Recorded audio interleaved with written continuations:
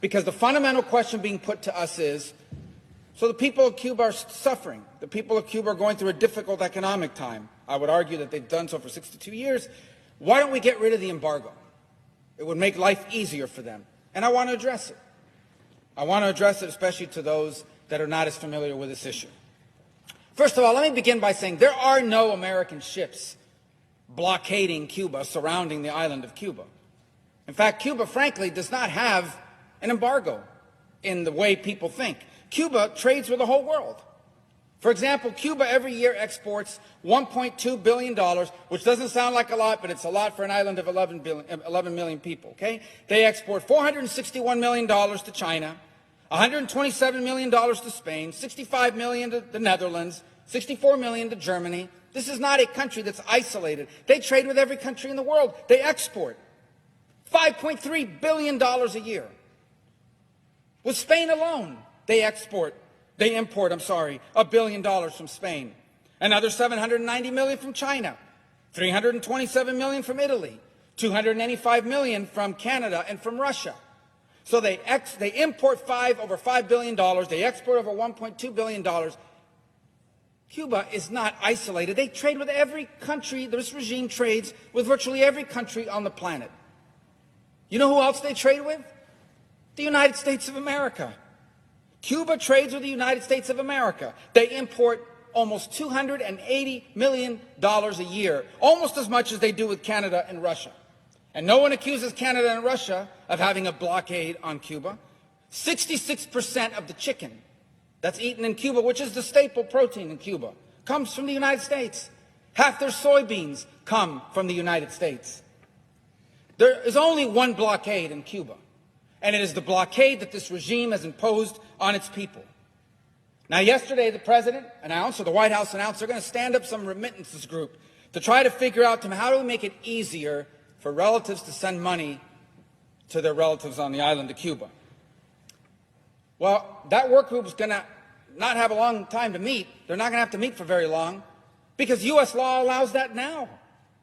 It is not illegal to send money to your relatives in Cuba. The only thing that's prohibited is you can't send the money through this bank that the Cuban military set up in Panama.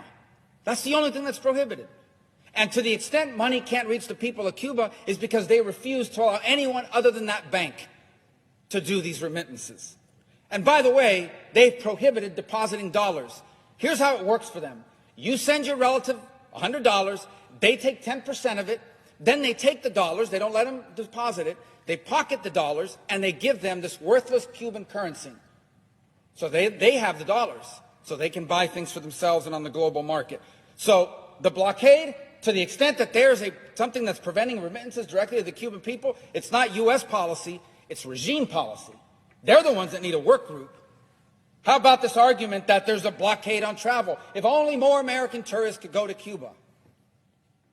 By the way, Cuba's already filled with Canadian tourists and Italian tourists that enjoy five-star accommodations. And I'll be frank, many of them go there, these sick, disgusting men that go there to hook up with a 16 or 17-year-old girl. But that said, they talk about travel to Cuba. Well, let me tell you something. Travel's allowed now. An American can go to Cuba. You just can't stay at a military-owned hotel or eat at a military-owned restaurant or shop at a military-owned store. You can stay at the private homes of people that rent them out on Airbnb. You can do that. You can eat at a restaurant that's owned by a private person. You can shop at stores that are owned by private people. The reason why they have nowhere to stay, nowhere to eat, and nowhere to shop is not U.S. policy. It's that the Cuban regime won't allow privately owned hotels, privately owned shops, privately owned stores. They won't allow it. Privately owned restaurants. They're the ones that have a blockade on travel, not the United States. What about medicine?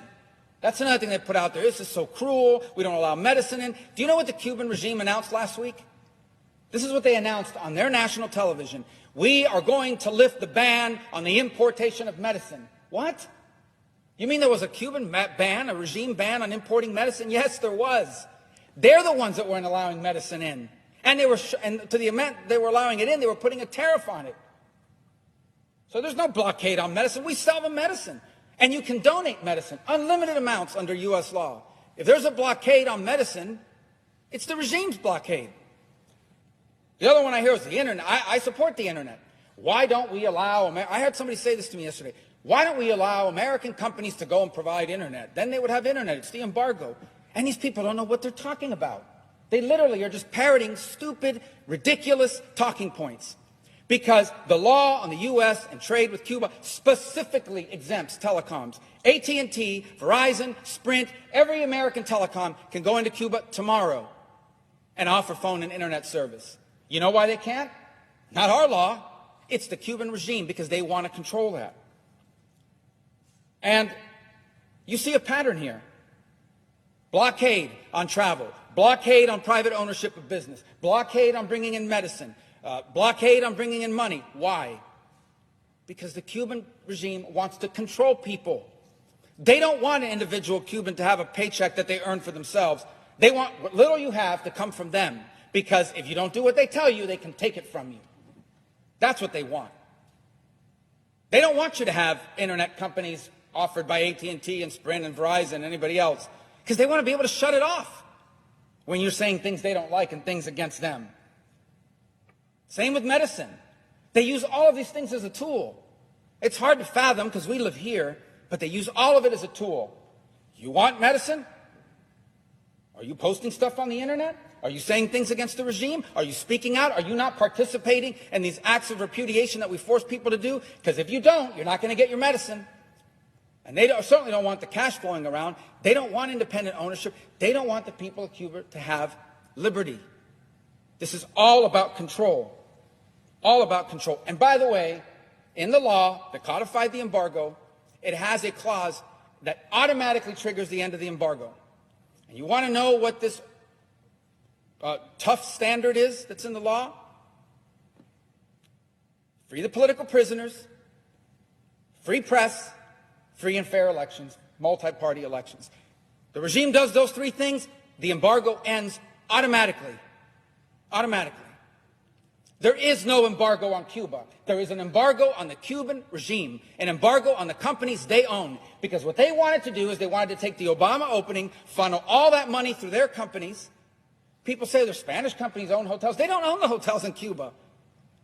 The regime owns the hotels. These hotel chains that open in Cuba on the beaches, they don't even pay their employees. They pay the Cuban government. The Cuban government pays the employees. Control. So the bottom line is this.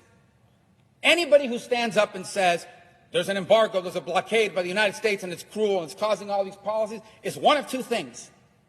They don't know what they're talking about and they're just parroting some talking point, or they're liars. That's the only two options. This is not about an embargo.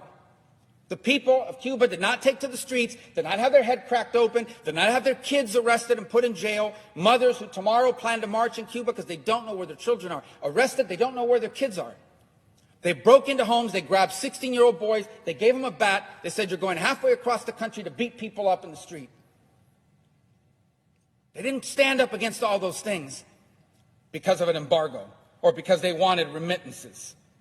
They stood up because they wanted liberty. Libertad. That's what they wanted. That's what they're telling us. Why don't we listen to them? They told us what they want. They want libertad. They want liberty. And if there are any people on this earth that should understand that, it should be Americans.